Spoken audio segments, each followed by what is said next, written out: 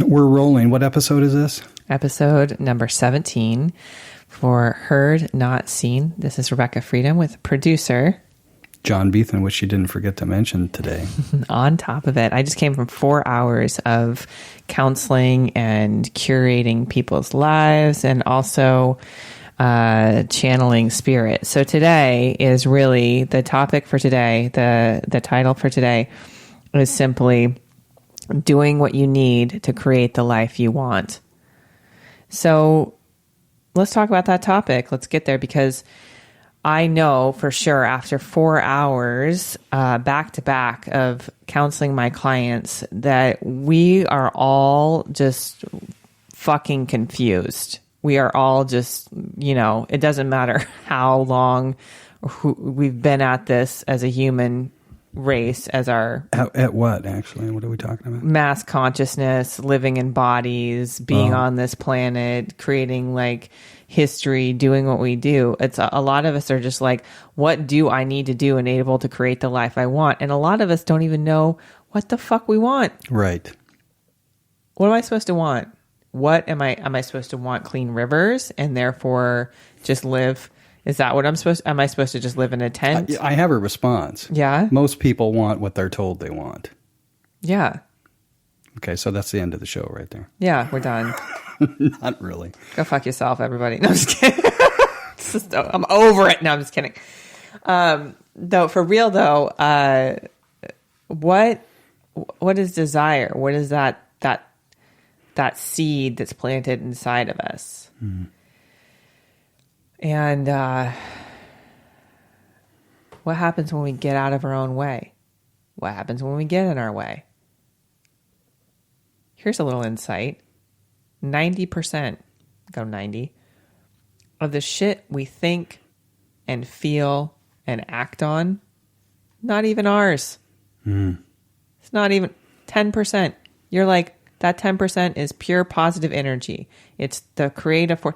And these are just sort of, the numbers are just artificial, they're just modules, if you will, of understanding. An analogy. Don't be like, she said 90%. Oh my God, that can't be right. I'm going to run statistics on it. Actually, how could you know that's true for yourself? I mean, what just came up for me is just like a little notepad. Pay attention to your thoughts. Is that my thought? Is that my thought? Yes. No. And just started a little tally thing going through the day. Oh yeah. I have complete like failure days. I mean, like, and I had, let me just tell you about this dream last night. Cause love it. So basically I was on this like, horse. There was a bunch of horses around and they were all like thoroughbreds, much like out in Rancho Santa Fe. It's a very equine community. And they were all being corralled in these different corrals, and beautiful horses. And I was having a conversation with the owner of the property about, oh yeah, I grew up around horses. My mom was a rodeo queen. My dad was a chiropractor on horses. And that was actually emulating a real conversation I had in real life. And then I was getting ready to leave the ranch. It was nighttime, and this jaguar came out. He was like the protector of the horses. This jaguar came out of their pen and bit me in the head and like attacked me. But it wasn't like actual fang teeth. It was different. And I went to the owner and I was just like, your jaguar attacked me in the head. He's like, yeah, well, you're gonna have to deal with it yourself. Get the jaguar off your head. What it's like, and then I like unvelcroed it from my head, and then I was like, oh, it really hurt. And then and I couldn't get out of the particular ranch, and because in the back there was a tiger guarding the other horses. In the front there was a jaguar, in the back there was a tiger, big cats guarding horses. So I looked up this meaning of what it means, right? Because dreams are powerful. They're prophetic if you let them be. And they can give you some real insight to that 10% you, right? So, but interestingly enough, horse, there's several meanings, but they're essentially the power animal. They're power. Mm-hmm. They're about moving forward. They're domesticated, so they're about money and dreams coming true. And what I knew about in the dream was none of these horses were mine. They were all being boarded at this particular thing. And then jaguar simply means, it can mean betrayal, or sneakiness or whatever. And they've been described as the number one predator. There is nothing stronger than a jaguar's bite. It will crush skulls in one bite. Wow. And interestingly enough, the attack was on my head in the dream. So wake up, read this, sort it out, have my first client. And I was like, oh, I get it. I literally, as a clairvoyant, this came to me in Diksha when I was getting my energetic blessing. I'm a sponge. I'm a sponge. All of those horses are all the noise of my clients, my future clients, other people's thoughts, my family members, and it has the world at large. It. And there's a power, huge power behind it. And sometimes those thoughts can sneak out and betray you and bite you in the head to the point that you think, this is mine. And then I sit there and I have fail days. I only live in the most beautiful place in America. I only have a book deal. I'm only single. You know, like I only ate every 3 meals today and worked out and went and stared at the ocean. Failing at life. And had a midnight swim in the pool. Come on, seriously. Naked. Last week. Yeah. I mean, it's like the freedom, the absolute, and then the freedom to construct my life is incredible. So had this conversation. We all have these. We're going to enter some acronyms here. These are going in the notes. YOLO and FOMO. YOLO and FOMO. YOLO is... YOLO? Yeah. YOLO is you only live once. And FOMO is fear of missing out. Right? So I'm out here in California to be famous, to make whatever. And I always struggle with that word, to create platform for this work to shine. Right. So that's essentially the thing that moves through me is, what's happening to me is happening for me and everybody else because we're all in this together. So on that topic, Marley, friend in Colorado, she, the structure of her life is domesticated, but her spirit is this wild woman, this adventure, get me to Africa, help me, let me work with the kids with AIDS, get me traveling around the world and contribute in that way. Nice. Yeah. Huge. So she starts talking to me oh yeah, so I think I'm going to go hike the Himalayas in the next 6 months. And I'm like, you are seriously making me reconsider my life decisions. I freak out if I have to drive 10 minutes to the coffee shop. You want to hike the Himalayas? I was never. I was clearly that's in your design. That's for you, boo. She was you want to do it? I was fuck no, I wouldn't do it. I can't unless I'm going to ride the yak the entire way. I was there is not enough bling at REI to get me to go do that. Yeah. But for her, it's like butter. It's that's heaven on earth, And who knows, maybe I'll be that person, but it's I know that this is... Well, the difference. Yeah. She sees herself doing it. You do not. No, I wouldn't. I was not only do I not see myself doing it, until you spoke that, there was never, ever a thought in my head. Even watching the movies Everest and shit like that, there I'd be yeah, I'd do that. That sounds like a good idea. I think I'll climb or people that slackline on top of giant, on top of mountains. I'm just no, nope.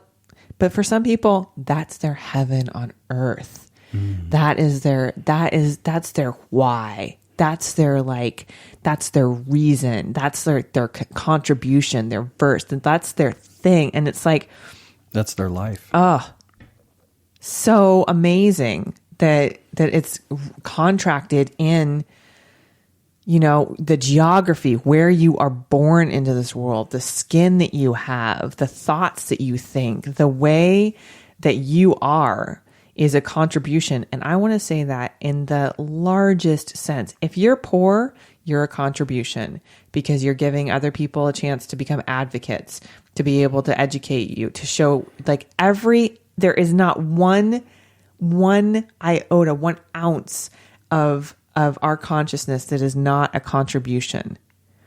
And so if you want to know how to create the life that you want, and you don't need to know what you want to create the life that you have, is just start by acknowledging I am a contribution. I'm a massive contribution. My sadness is a contribution because it's not just my sadness. It's the collective sadness. My rage is a contribution. It's not just my rage. It's the collective rage. I'm going to drop a big word, licentiousness. Licentious. Licentious means to be sexually depraved. Is a contribution. It's a contribution. Like I don't see you that way, but okay. Yeah. I'm just saying that for those energies, dark and light in the world. Well, I mean, my friend pointed out to me, I'm like the most sexual person who doesn't have sex every day. I have to like apologize to my body. I'm sorry, it didn't happen today again. We'll just go get some coffee. So creating, being creators, and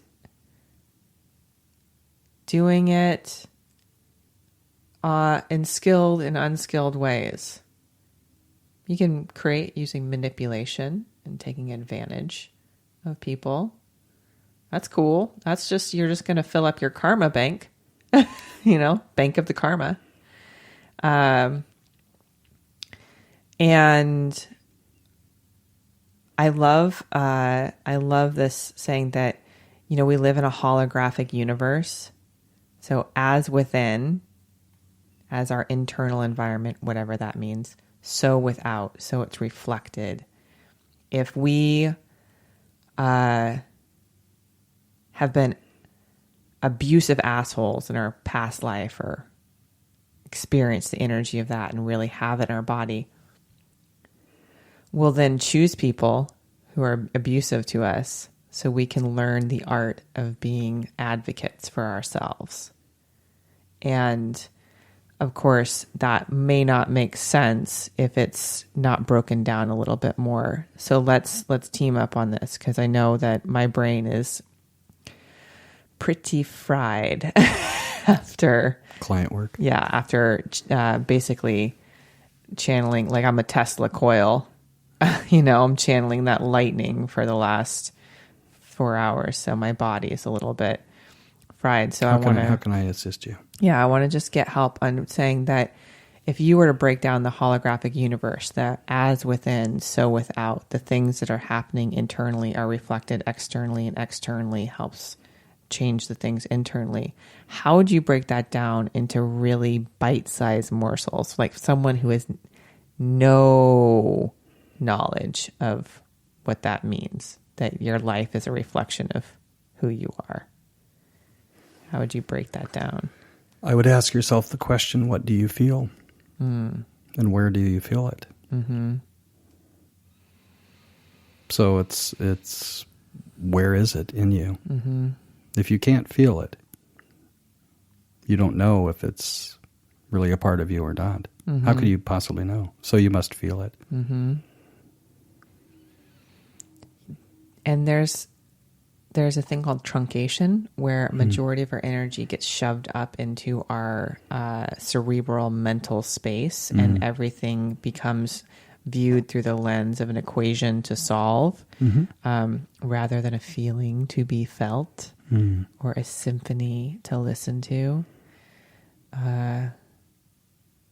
or food to be savored.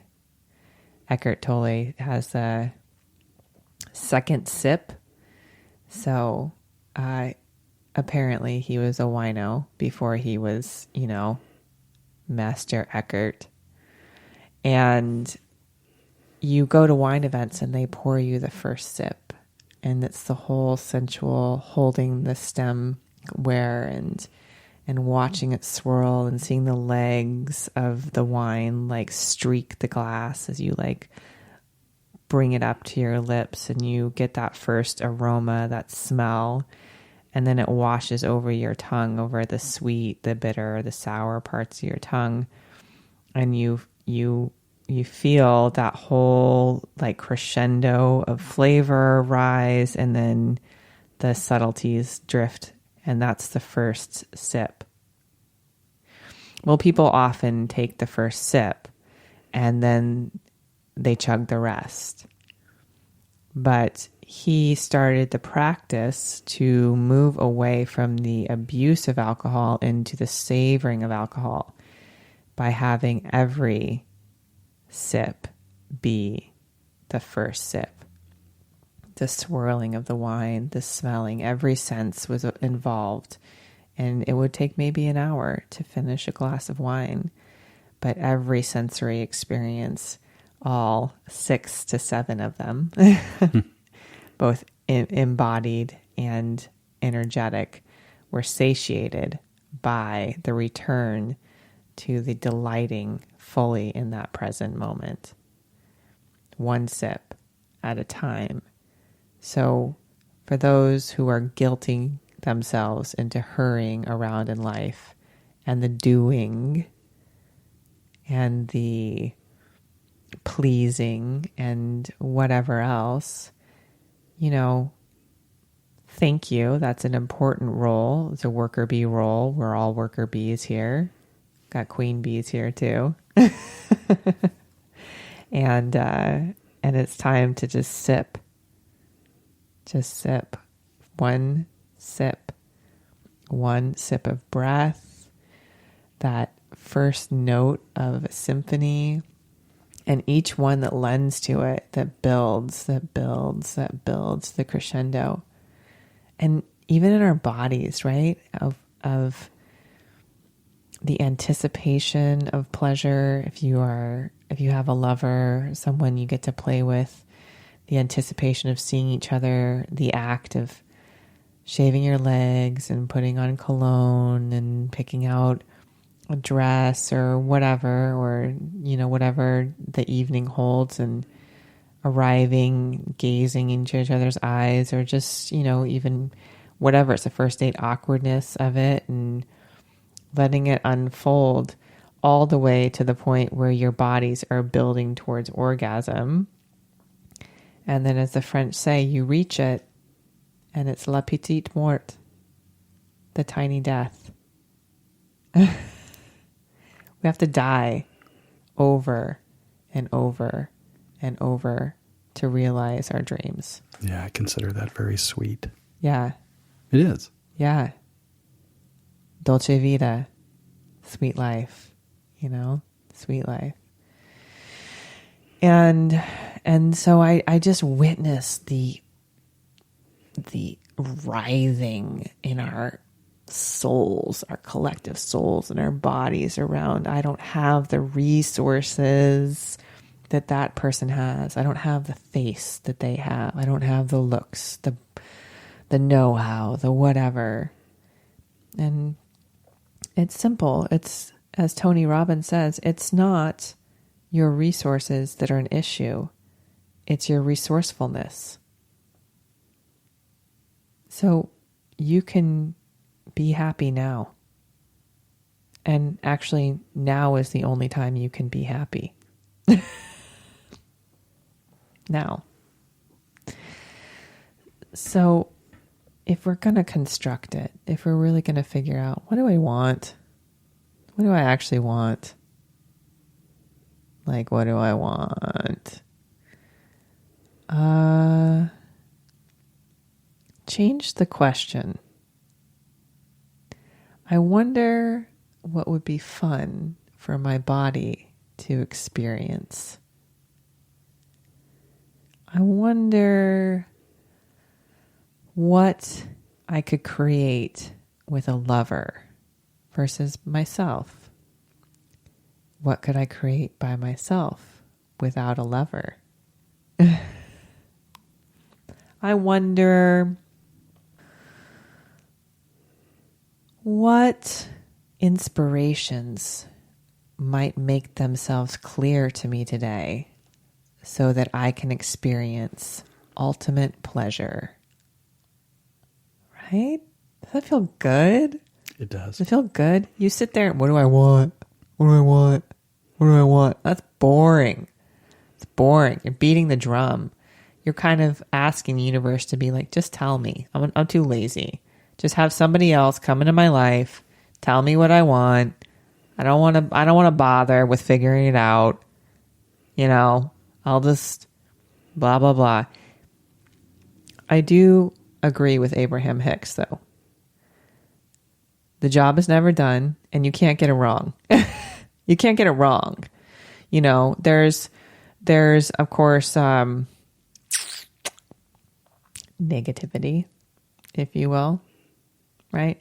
So when I want to, again, help me break this down, because we know that there's warlording, that there's rape, that there's chaos, that there's refugee camps, that there are economic and global disasters unfolding that are catastrophic right now. You know, again, I'm going to drop one of them being the use of palm oil, which is destroying the deserts and the orangutans, and among many, there is absolute just chaos.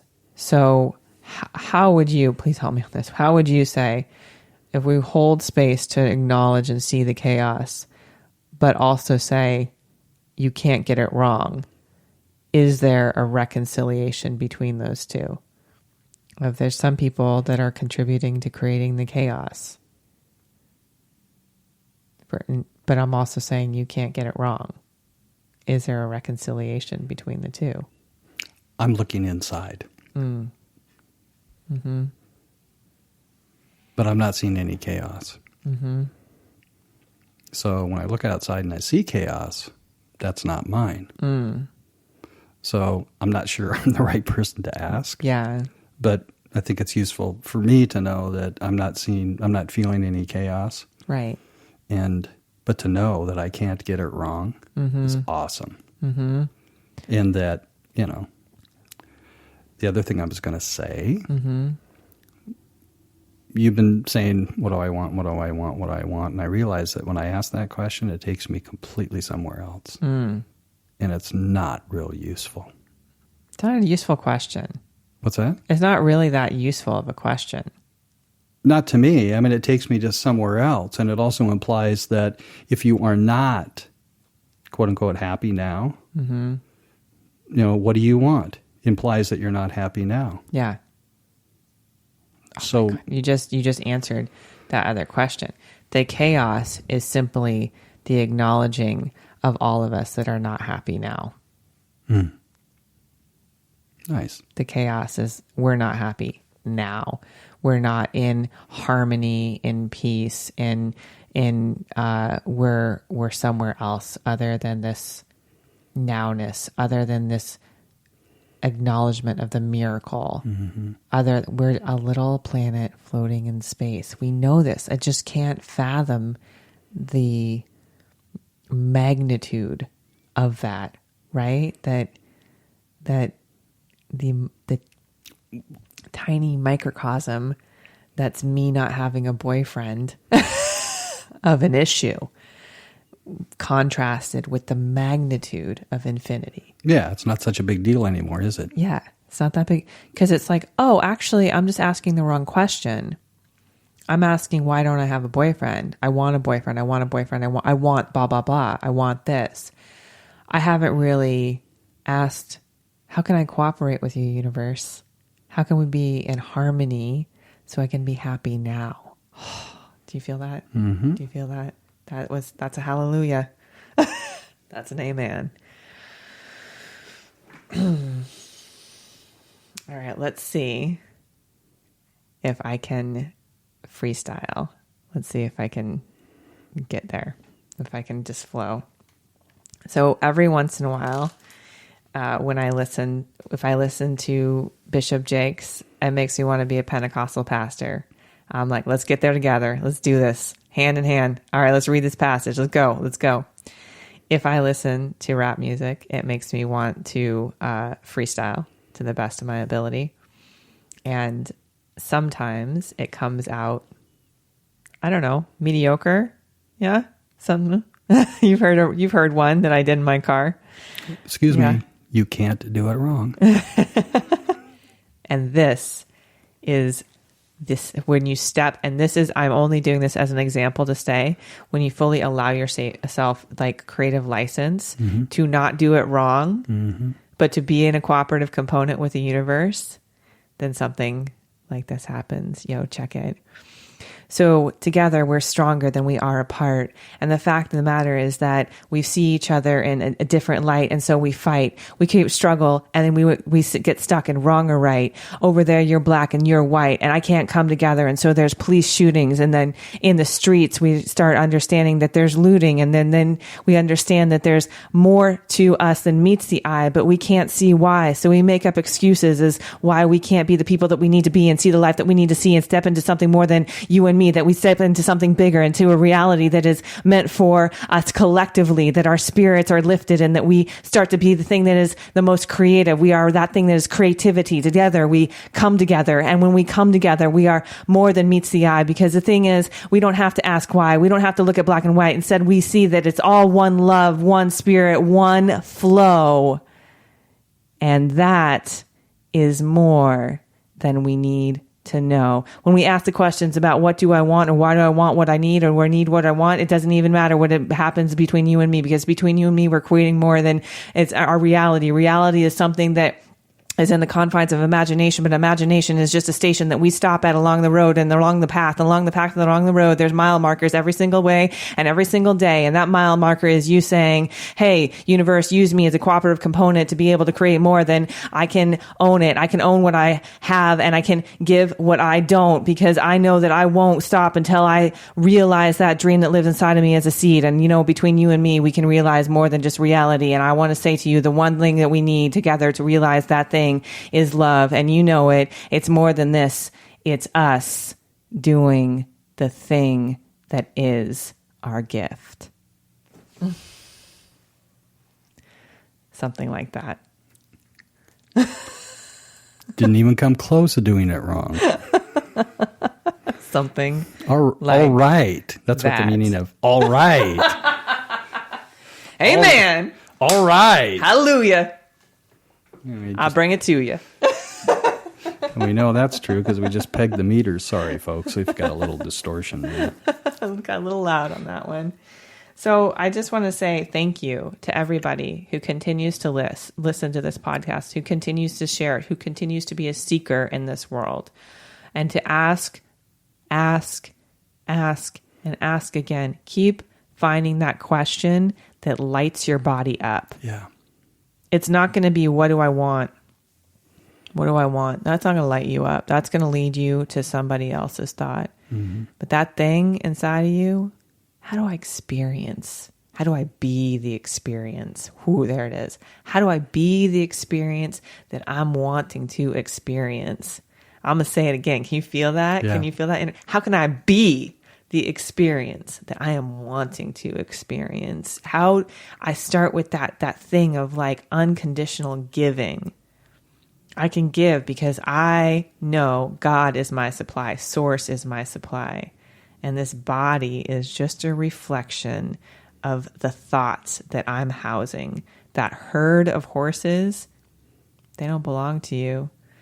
Those jaguars that are biting your head, those are just cues to feel that pure positive energy inside and ask and ask and ask.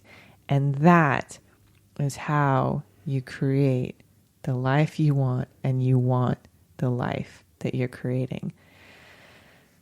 4 hours, John. 4 hours of taking the energy of devastation, of sorrow, of sadness, of confusion, of just feeling, that sense of failure. I'm not worthy of the breath I breathe. And Spirit showing up and saying, you're my child. You are worthy of this life. and you're here on purpose. And those messages come through me with a fierceness, a fire. And I will say for sure that if you're in that place where you've been working with counselors, because a lot of people come to me when they've been doing the traditional therapy thing, love their counselors. They got their hands held. But freedom is available right now. Freedom is available right now. And that is this potency. It took me 36 years to step fully and to continue to step fully. Every single day I go through my own struggles of not knowing that I'm enough or thinking I'm too much. People can't handle me. I need to dumb down. I need to be quiet. I need to not say that thing that I said. Or I go into those places where I'm just like, well, no boyfriend for me this lifetime. Wah, wah. I guess I'm going to have to deal with these scraps, which lame, whatever. Because that's part of the script. Himalayas, not so much. Figuring out this thing called relating, that's part of the script. So I'm looking at John's face. I'm just curious before I drop the old line of RebekahFreedom.com. Like, how'd this one feel to you? Just talking about what you want and all that. It feels like a dedication to JD. Yeah. Yeah, no, I just want to give a shout out and some love to JD. Mm-hmm. Yeah. No, it felt like it was awesome. Feels good. Mm-hmm. I'm looking forward to the next episode. How about you? Yeah. Thank you all for listening so much and for being air bubble and for being the contribution that you are. If you're ready to really start to cultivate and to step into that next level and to have happiness now, please reach out to me at RebekahFreedom.com. That's REBEKAH freedom.com. Be sovereign. I love you and take care.